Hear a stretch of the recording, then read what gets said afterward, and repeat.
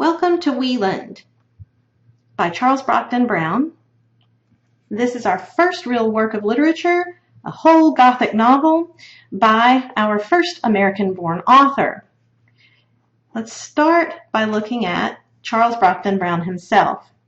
He is America's first major writer of fiction. He was born in America. The book Wieland was published in 1798. It's based on a true story, the Yates family murders.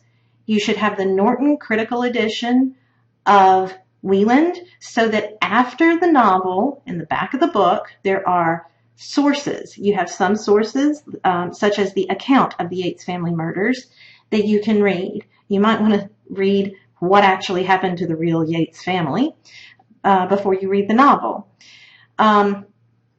So, Charles Brockden Brown is writing early in America, and we want to just take a look at a few steps in reading how to approach the novel. First, we want to think about this novel in terms of its Gothic characteristics. A Gothic novel is kind of like Scooby-Doo. It's mystery and scary, and it's got those kind of frightening elements. In this case, it is a mystery. We don't really know, even at the end, some of what has happened or some of what has caused the events in this novel. So you've got mystery. You have supernatural horror. A lot of what happens we can't tell about because we're not sure if it's happened, if the cause is a supernatural cause or a purely natural cause. Are spirits or God or a power higher than the human causing things, or is there some person who's doing something? The next characteristic, the pseudo-medieval setting, is not necessarily present in this novel. And that's okay. You don't have to have all of those characteristics, but we don't have like a castle and things like that. We do, however, have villains and evildoing, and it can make for some pretty creepy, scary reading. It's amazing how this early American author could write such scary stuff. In fact, Edgar Allan Poe was influenced by Brown and his writing because he's so effective. So you may not want to read this at home alone. The novel is Gothic. You can also argue for or against whether or not it's a romantic novel. Romantic does not mean that it's a love story. Instead, it is romantic partly because of its Gothic tone, that mystery and the presence of something that might be supernatural. It's romantic also in its response to logic and the senses. Brown and the Romantics are responding to Enlightenment thinkers who argue that what we can know comes only through the senses.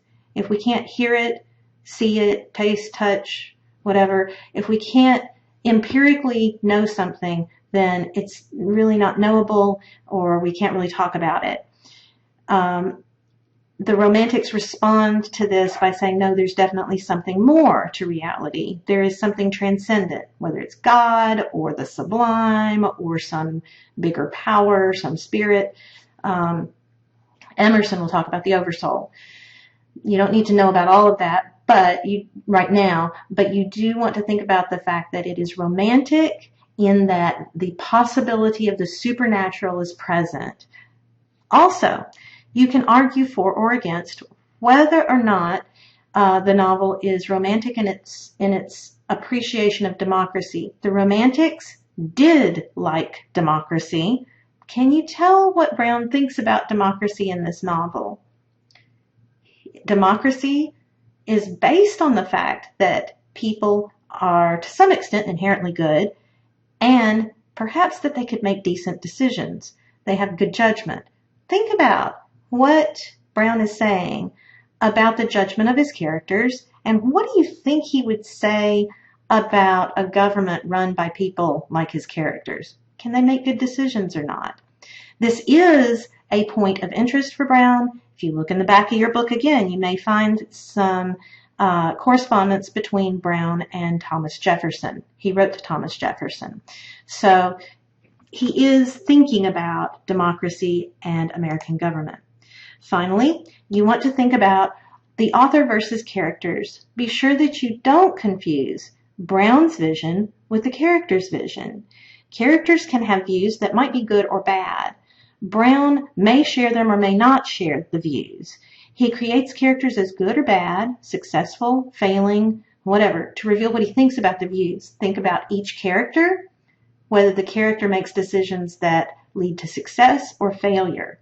Maybe Brown is saying, hey, look at this character who succeeded, and if that character succeeded, maybe he likes that character's approach to reality. If he creates a character who falls apart and fails, maybe he's making a judgment there also. But just be careful when you post responses to the discussion forum or when you are writing about the works that we read this semester.